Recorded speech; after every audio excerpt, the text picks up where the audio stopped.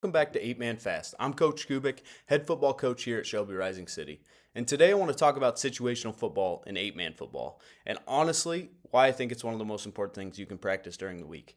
I need to also work on this as a head coach myself, is work on some of these. Sometimes it's hard to fit into practice. Sometimes you think it's not as important. So a lot of teams are going to practice plays. A lot of teams don't practice enough situations. And games are usually decided in those moments.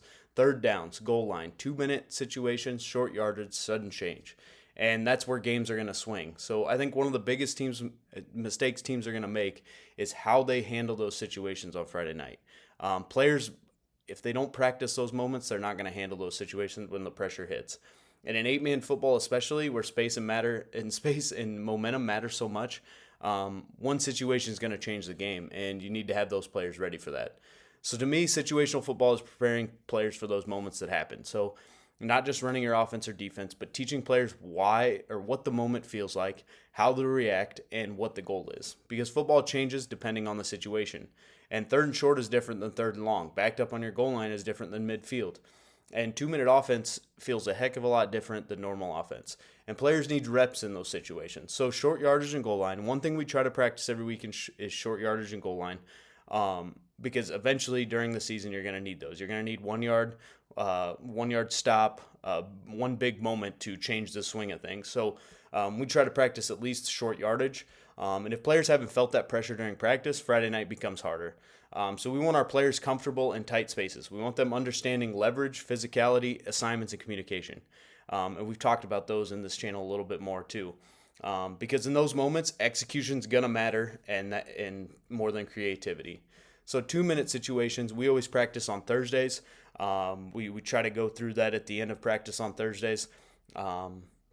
However you do it, whether it's a wristband, whether it's signals, however you do it, but get those plays in fast. And honestly, I think players really enjoy these periods because they feel competitive.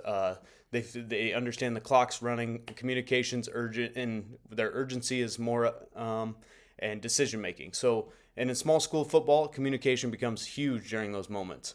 Again, players need to understand tempo, clock awareness, sideline communication, situational awareness, how your signals come off the field or onto the field, how you call your numbers if you have number system. Just make sure your kids understand what you want to communicate and what you want from where you're at on the field. You might want something different from the right hash to the left hash to the middle of the field, depending on where you're at. You might try to take a shot at a certain point. Make sure your kids understand that. And that's kind of what we do on 2 minute offense on Thursdays. Again, everybody can get better, even myself, at making sure that it's more detailed and making sure those kids understand that. But again, another thing you can practice is sudden change.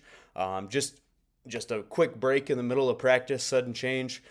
Turnovers are going to happen in games. Big plays are going to happen. Your kids have to understand the sudden change of the game and understand the momentum shift sometimes and how to adapt to that. Teams are going to get some momentum on you. How do you react to that? How do you come back on defense and play the next down? How do you come back on offense after throwing a pick and play the next series? It's really those situations that you can practice during practice, and that's what you can do during sudden change. You can have a defensive sudden change, an offensive sudden change, even a special team sudden change. Hey, your last chance in the game, you got an opportunity to kick a field goal. We know we don't do it a whole lot in 8 man. I get that, but maybe that's something you can work on and change up practice a little bit, and have it more fun for those kids. Those kids enjoy that type of stuff, and again, just teaching them how to respond to that adversity. That's how you can do it. And players feed into that, so they're going to understand that because emotional players need to learn how to reset quickly. So a lot of players are very emotional and how they play the game, and they need to understand how to settle back down or amp it back up in order to play that situation better. So again, good teams are going to move on to the next play fast. So how do you train that during practice? I think those sudden changes are where you can do that at.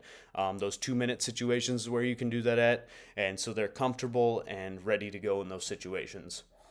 I also think situation football includes special teams. So your punt situations, your PAT situations, your 2 point situations, your onside situations, your field position situations. We've talked about some of that stuff, but again, making sure your kids understand where they need to go. A lot of games at the small school level go down to hidden yards and hidden moments. Special teams can win you a game, obviously, as we know. And if players aren't organized in those situations, you have a guy laid onto the field, you have a guy in a wrong spot, lined up wrong. Those are also things that can cause you to lose a game or win a game, and games can flip quickly in that fact. So, why I think situational football matters in 8 man, because games move so fast. Momentum changes quickly. We have a short field. Field position really is important in our game. If you give the ball to another team on the opposite side of your 40, you're gonna have some problems, right? So explosive plays happen constantly, and players are going both ways. So you have to make sure they understand those moments and can get back into the groove of things on offense or defense or special teams. And mental mistakes can snowball if players aren't prepared. And I think you can practice those things in practice. That's why we want players seeing these moments during the week. And so if you can do that for your players on Monday through Thursday, give them some situations. I think they'll be better for it. That's just some ideas that you can throw out and practice. Um, Again, one thing I try to avoid is overcomplicating the situation. They don't need huge speeches. They don't need complicated adjustments. They don't need endless checks. They need clarity. And what's the goal? What matters most? What are we trying to accomplish in each situation? And simple communication is going to create that confident player. And you're gonna see it on Friday nights. You're gonna see them building that confidence. So at the end of the day, it's really about that confidence piece. And when players have moments in practice that they can repeat, they're going to stop panicking. They trust their system, their coaches, their teammates, and themselves. And that confidence is going to show up on Friday night for you. So if you want to handle those pressures on Friday nights, you have to practice pressure during the week and practice situations, practice communication, practice moments, because games are usually decided in those critical situations. And that team that stays calms, that's going to stay the most calm, is going to execute and usually win those games. So again, 8 man fast is just about clarity, repetition, and speed, and that's what 8 man fast is. And if you haven't followed this channel, go ahead and follow it. Got a lot of good content coming out. Make sure you follow, like, share. Let's grow this 8 man game. Let's grow this channel. Let's grow just our communication with each other as coaches. I appreciate you guys. Thank you.